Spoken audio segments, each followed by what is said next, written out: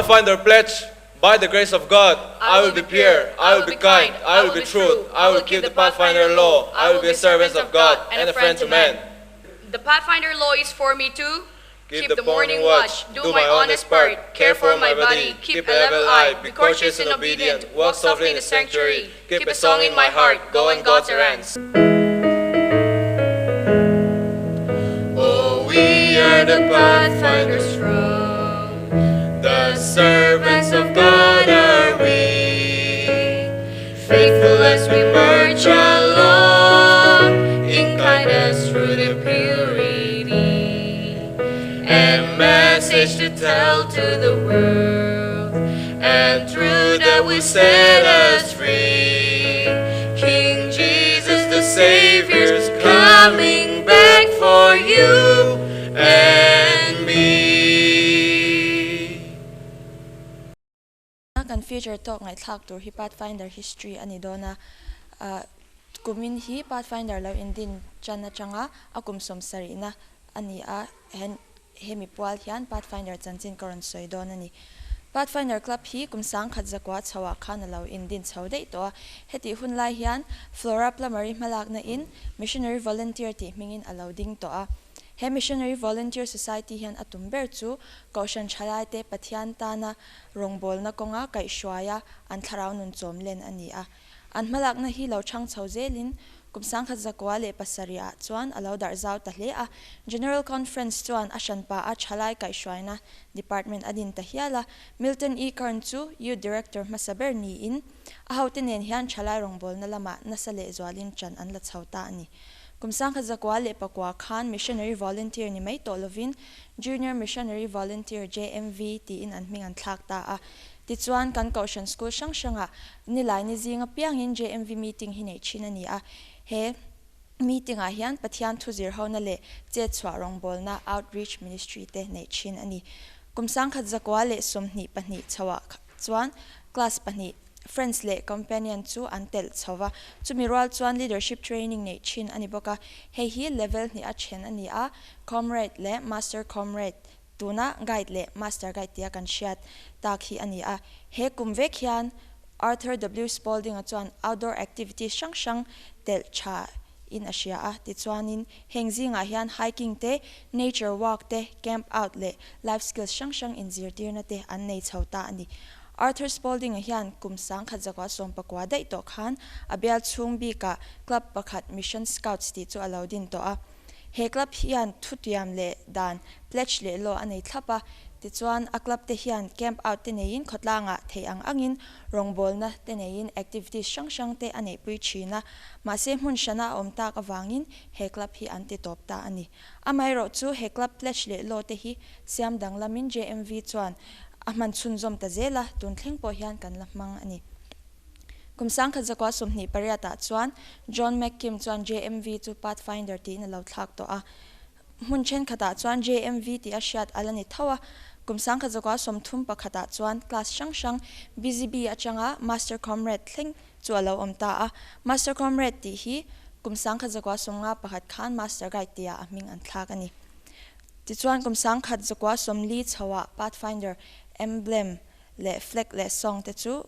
kan nei chauta a Pathfinder emblem le flag hi kumsang khat zakwa somli pasari khan artist pakhat John Hancock chuan a designer anu kumsang khat zakwa somli pakwa a hlaphwa thiam Henry Berg chuan Pathfinder song chu alo phwa bokani ti chuan kumsang khat zakwa somnga a GC chuan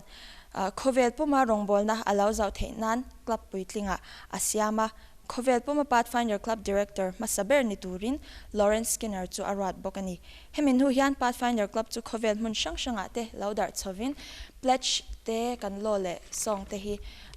chong shangin an let ling chauta a Pathfinder club ina atumbul pui ber chu tharau nun chomlen te kuthem thiam injir tir te le che chwa rongbol na te kalpui chunjom zel ani kumsang khat zakwa somnga pali mei thla khan Pathfinder Camporee masaber chu California a buat sai ani a India rambi ka hian division pum huapa Camporee kan nei masak ber hi kumsang khat zakwa somsari pali khan Karnataka a buat sai ani Mizoram a hian Camporee hi tum ni hwai hot alo ni ve to bokani kumsang khat zakwa som kwa pali a Khovel Pumhuap International Pathfinder Camporee chu Colorado a nei ani a ahnu kumsang khadzakwa somkwa pakwa avoini na atan Oshkosh Wisconsin a nei ani le a hemi nu atang hian kumnga dana piangin Khovel Pumhuap Pathfinder Camporee hi Oshkosh a nei chin ani Pathfinder Club din atang khan tun kum hi akum somsari na ania kum somsari chung chu he Pathfinder Club hian chalai tam tak pathian tan na thok turin alawbat sai to a tuna po hian alawbat sai chauzel ani Pathfinder Club lodin atang khan Khovel Pumhuap Club Director hi pariat kan nei to a tuna kan Club Director ni lai mek hi Andre J Peralta ani in he ana hi kumsang ni som pariat khan alaw chel chan to ani kumsang ni sompareta report kan hmu danin Khovel Puma Pathfinder member hi maktadwai khat chuang kan neya club hi ramshang shang za somnga a singa chuang nein Mizoram bi ka hian Pathfinder member hi zanga chuang omin club pakwa ading to a chungte chu 7 Day Tlang Pathfinder Club Zemabok Pathfinder Club Republic Pathfinder Club Central Pathfinder Club Kolasi Pathfinder Club Lunglei Bazaar Pathfinder Club Lunglei Chan Mari Pathfinder Club Siaha Pathfinder Club le Champhai Pathfinder Club te annia Chalai no pangjok te kai shwai nante rongbol theitura buat sei nante kaushana alo nge zok nante le kaushan ti chak alo ni theinan Pathfinder Club hi apoimo ema kaushanin kan chalai te tan din cheu turing kan som chewa alo din to te po in kaushan support na anmamo ema anmamo ang support pe cheu turing kaushan member te kan ngen cheu chewani khati zong kha kan Pathfinder chungchang karon soi the chuni e Voin tlaya hianin 7 Day Tlang Pathfinder te chuanin praise and worship hun karon mangdona zai moi tak te kan ngai thawanga pathian kan choi moi don nia skit munom tak te kan clear hobo kanga tuna chuan chan turin FL nun moi ilo somang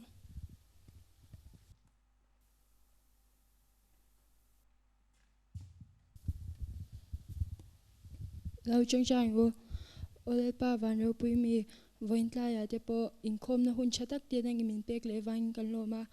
kan praise and worship nei tur te po abula changa top thlenga dam le shisel te ka kan nei chau theina turin kan cham vau chau te min ti hlotlin sakang che chu zongjong chu fa paisa khisa min kan dile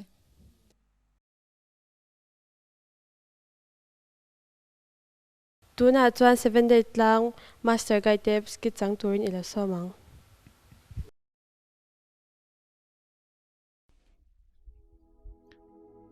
Jerusalem khonwam takmeya chuan Yesua le azir tir te chu chia khon tu Levia ina Levia thian chia khon tu te le miswal te nen chuan lim takin chuan ei hova ka thian du tak Levia ina choya min som hi kalom hle mai midu sakna kalome kalalpa keini yang chia khon tu khotlang in miswal le ei ruanga an hriat ina chahlui milo kil pui du hi kan tan chuan choi moina ro pui takani joka sin zui tur chia min ko le zel hi katan chuan indu sakna le mal somna ro pui takani kalome kalalpa ni e keniang chha khon tu zinga choi e ve mai hi amakin kan tan chuan aro pui hle renga sin keini ang miswal khotlang thingchik bula I cheng du hi aza thlakin ein la hrun om hle mai adik cha ni e aro pui ngot mai engkim kalsana ka ko na che changa min zui tur hi kalom hle ani Mesia inti mania jeng ti dam tu kha iswal ngai dam ani to e te kha tia pathian nilo tuin nge swal ngai dam theile pathian asoi chiani keini adan thiang hlim vong nung tu le kaushan shoi tu farisai le lekhaziak tu te hian ma kan lak angai ni mi abum tam ma le anzui tam ma hian ente so chia khon tu ei rupa Levia ina cho ei so miswal ho zi nga le ngal kan tan ma chon na hun tha ani ivakal teng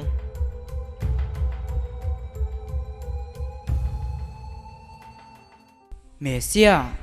pathian fa pa inti swal ngai dam the kha ani lom ni enga tinge chia khon tu te le misual te hne na in neya inin le mi shi sel te chuan doctor an ngai lova mi por som te zokin an ngai ani mi fel takte lam tura local kan lova mi sual te lama sim tir tura local kan zo isayom zia po ka shenek loya he te khin thu hian kan tril fiang chu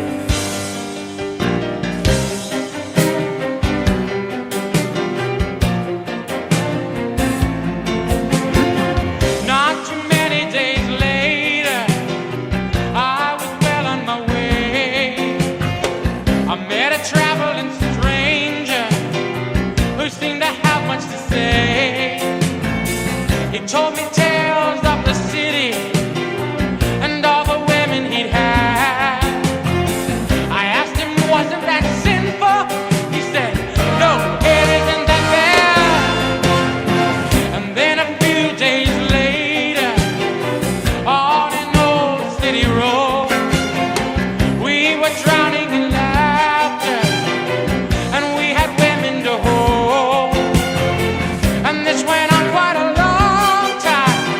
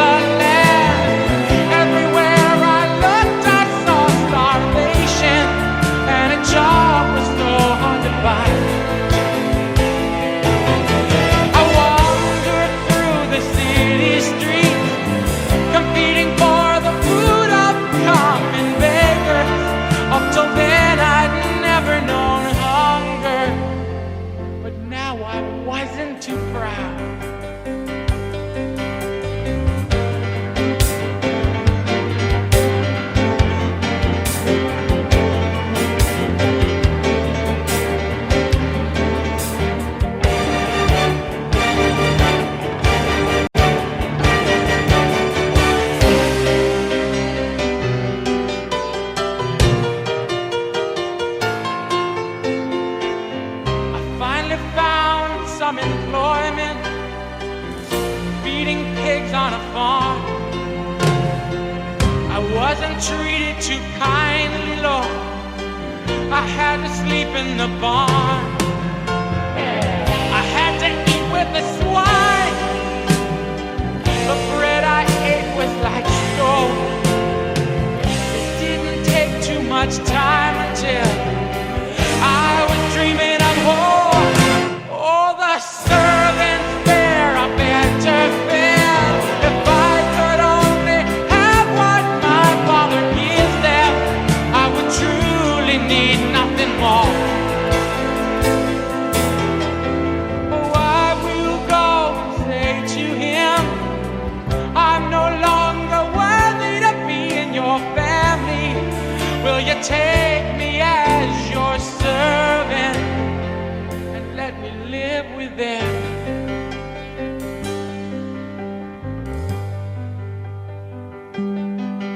It didn't take too long to pack my things. I left with only what I wore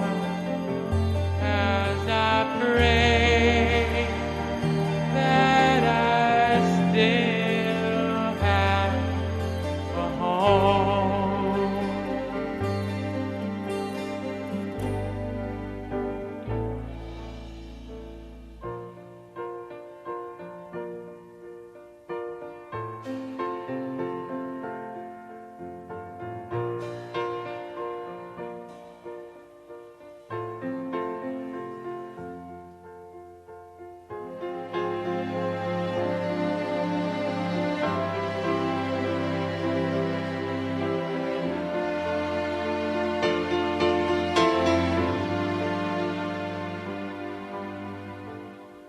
I was near home, in sight of the house. My father just stared, dropped open his mouth. He ran up the road and fell to my feet and cried and cried. Father, I've sinned, heaven's a shame. I'm no longer worthy to wear your name. I've learned that my home is right where you are. Oh, Father, take me in.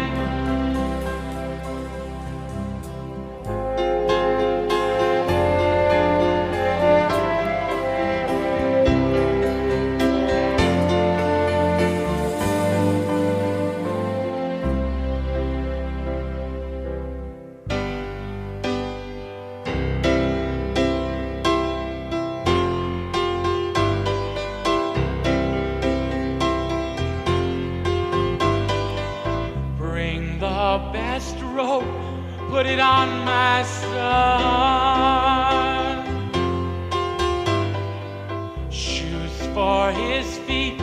hurry, put them on. This is my son, who I thought had died. Prepare a feast for my son's life. I prayed and prayed, never heard a sound. My son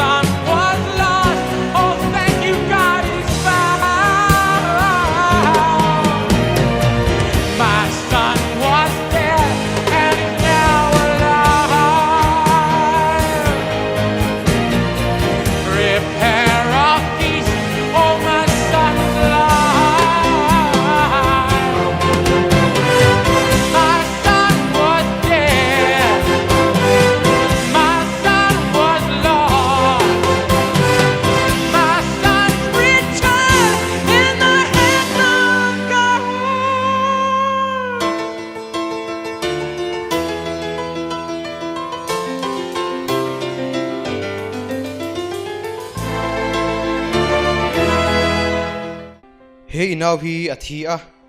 alo nung le ta abawa kamule ta sia atia nangni zinga tupo in biram za nei ula anzinga pakhat lo ang ula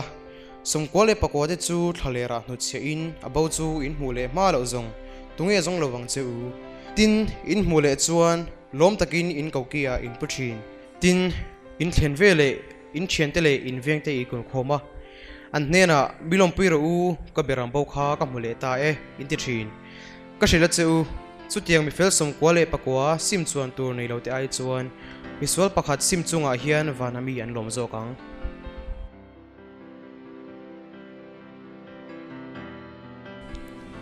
tin meichia tu po duli som nein pakhat lo sila khonwar hala in phiatin amule ma zong tunge ngun takin zong lowang tin amule chuan a thiantele avengte a ko khoma milom piro u ka dul hlo kha ka mule ta e ati thin ka hrila cheu chu tiang bokin pathian vantir ko te ma chuan miswal pakhat sim chunga an lom thin ani o kalalpa kamit minti var sakawangin kalome wa bosan che in thina kong zo chin ma ila inena kalet le chuan nunna thar kanai don ti kashata kaswal te chu senlar angin omto ma sila vur angin awarang senduk angin sento ma sila kalvaria ithisen luang chuak turawang chuan beram hul angin a omang nangma awangin pathian nen in lai chin na duom kan nei le thei ti min shat non tir awangin kavalom em nangma shat du na le mangai du na thinlung min peang che miswal kani ti kasia ma se nangma chu ka thang che kaswa min tlen fai sak thei ti po kasia min chandam lulang che lelpa nangma chu karing che nang chu rin tlak pathian ni ti kasia e min ti chak tu nangma chuan engkim ka ti thei ani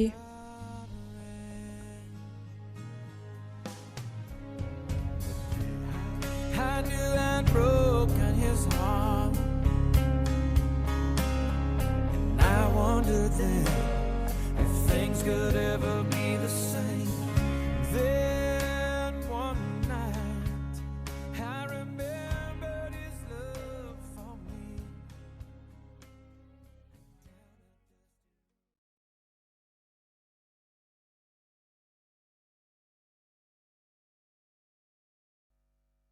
Pathianin min mangai na le min venhem chin zate kantana min mangai na ropui zate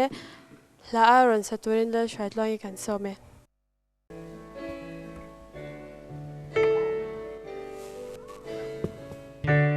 Lalban min khira kagong isya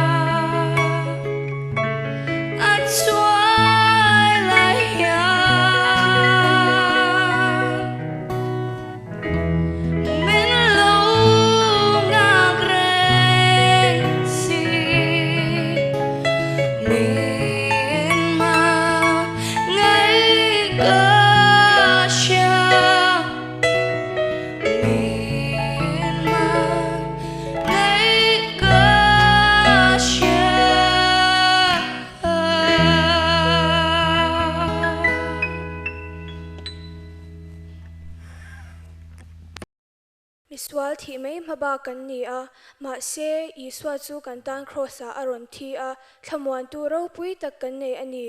crossa chuan kan ta na thi si ti hlaron saturin pathian faka zai turin wanle lompui fa na ilo somang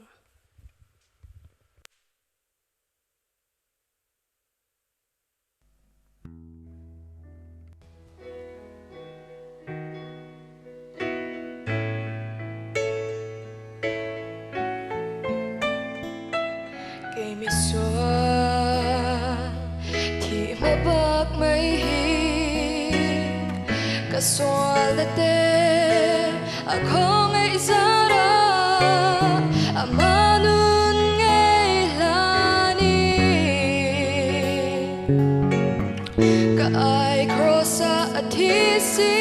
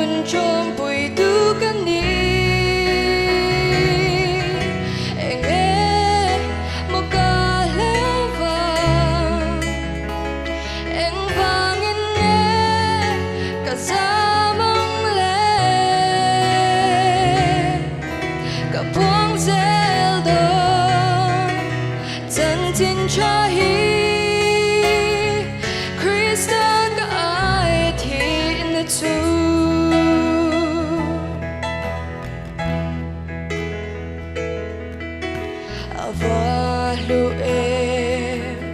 itor na ka mitling lotling amin pom nahi ganun ni tan kalan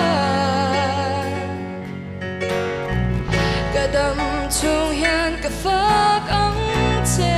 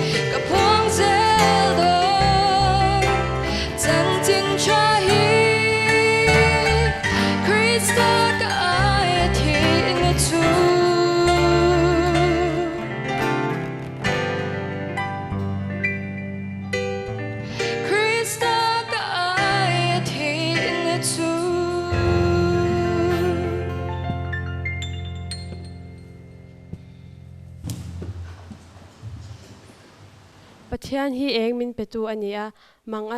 mangan le thimna in min hwal po a eng min petu ania keini pon eng pechak tur kan ni ti hla aron saturin CL vanlal chanda melo somang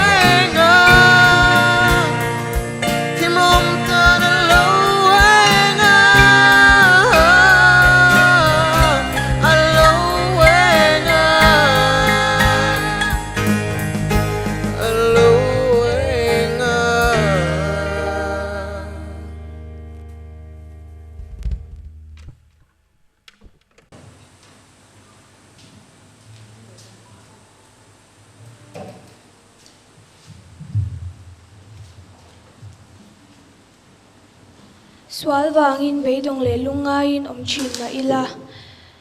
Iswa chu kan rin tla chuanin damna fam kim kan changdon ani cross ti sen hlua chuan damna om. Tuna chuan hla lompuang chhuak turin Asial pek lu I kan some.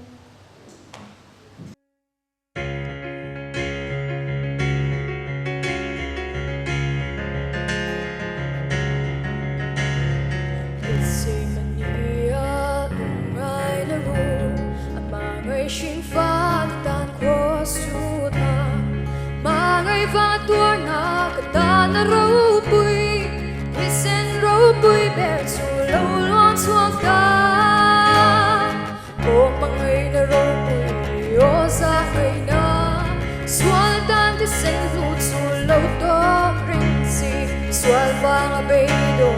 lungai kita Cross sen lua swan dam na o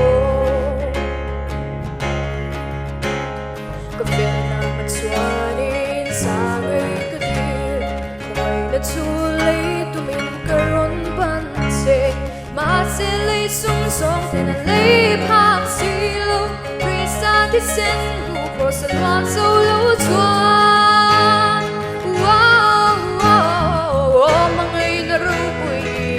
Sa ngày na Xuân tan thì sen lu chu lâu tóc ring si Xuân vang a bi dong lung ai ta tan Cross thì sen lu at xuân đam na o ngày rau bùi sa ngày na Xuân tan thì sen lu chu lâu tóc ring si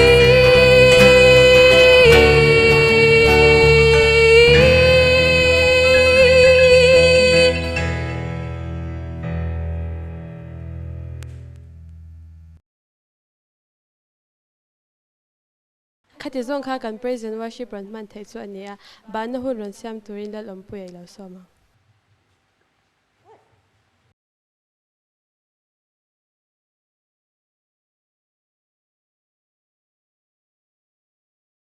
kan lu te kunin lo tang tang ngu kan pa van mi hei ay te bul tang top thleng nei mi lo om puya ha program nei tong zong te po hain po changin thatengin ron tia lom thu ron se vanilla in min om pui van lom thu ron se iso samin chu chu kan ron di le